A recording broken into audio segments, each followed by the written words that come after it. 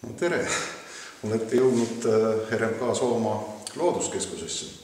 Käes on juuli lõpp ja Soomaa on sellel aastal võib-olla natukene teistsugune kui eelmistel aastatel, kuna loodus on mänginud vingerpussi, on jätnud meid ilma suurveeta ja sellest tulenevalt ka on hetkel sääski natukene vähem meil siin inimesi kiusamas. Et mis meil siis juulis siin näha võib, et meie õpperajad on kõik kenasti korras, tornid vaatamiseks valmis ja möödunud nädalavahetusel käisid Karuskose metsamajas Kahvli metsakohvik toimetamas, kus 150 inimest said seal omale maitsvaid roogasi valmistada ja ka prohvide toite katsuda.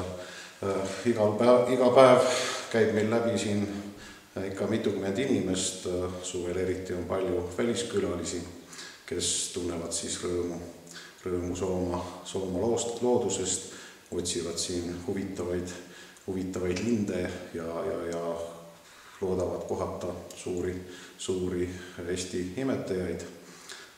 Alati see nii korda ei lähe, aga lootma peab.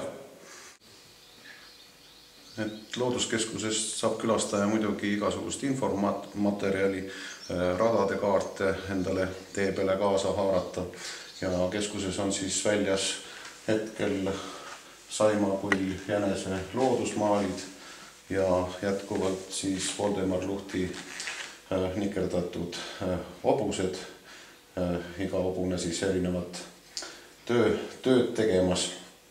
Teisel korrusel on siis püsiekspositsioon koos siis väikese topiste koguga ja trepikojas võib siis näha suurvee 2010. aasta suurveepilti, mis oli üks viimase 100 aasta kõrgemaid veeseise, et kui see aasta suurvett ei olnud, siis seal saab sellest nagu väikse ülevaate.